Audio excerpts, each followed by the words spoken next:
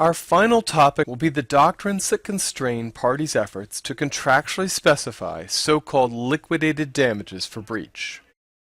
You read Lake River against Carborundum and C&H Sugar against Sun Ship.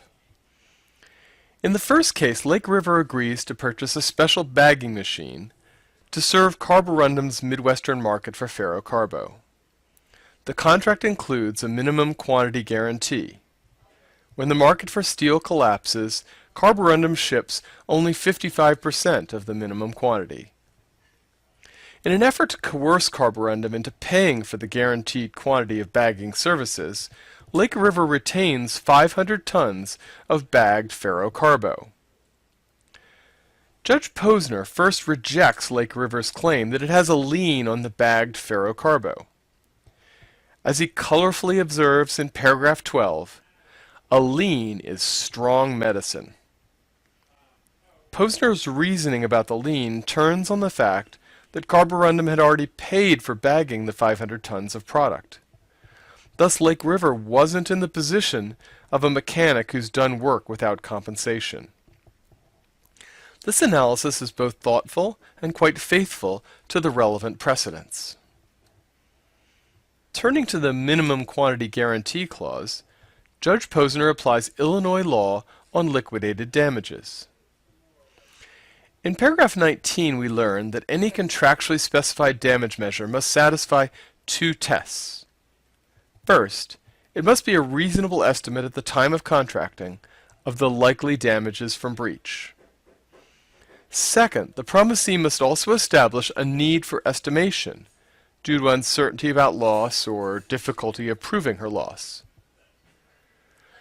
Judge Posner's calculations reveal that the clause was a particularly unreasonable estimate of losses from an early breach. The basic issue is that the fixed costs of the bagging machine were significant but not dominant. The contract's damage formula took no account of the substantial variable costs that Lake River saved from not having to complete performance.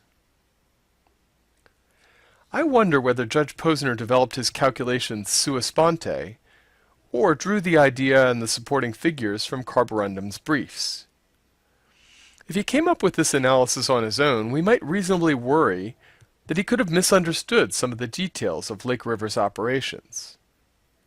For example, his calculations would be flawed if any other large costs were also fixed, such as a new building lease or other capital investments.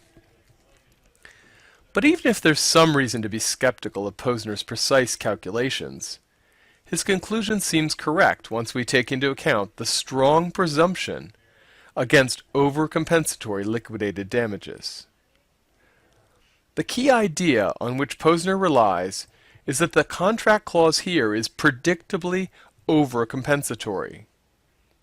This crucial part of his analysis probably would survive any plausible cost adjustments. And so the principle on which the Lake River decision rests is a sound application of the restrictive rules that apply to liquidated damages. And those rules also apply to any other contract clause that has the effect of imposing more than compensatory damages for breach.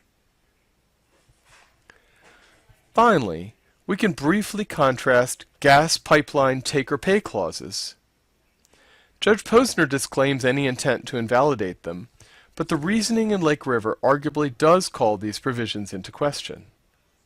Presumably, the untaken gas can be sold to someone else, and thus the pipeline company saves some costs and salvages some income from the breach. The circumstances of gas pipeline companies have evidently made take-or-pay clauses uncontroversially enforceable. A pipeline company could perhaps argue that it's a lost volume seller. The argument here would be that they had sufficient capacity to sell profitably as much gas as consumers demanded. But this approach would require courts to resolve complex factual disputes. Perhaps an easier argument to sustain would be that nearly all of the pipeline company's costs are fixed. They obviously can't unbuild part of their gas pipeline when a buyer breaches. But more subtly, the costs of exploration and of building the capacity of its distribution network are similarly hard to adjust. So, the argument would run, the pipeline company has already performed, and it needs to recover the full price of the gas to compensate for costs it's incurred. Thanks for listening.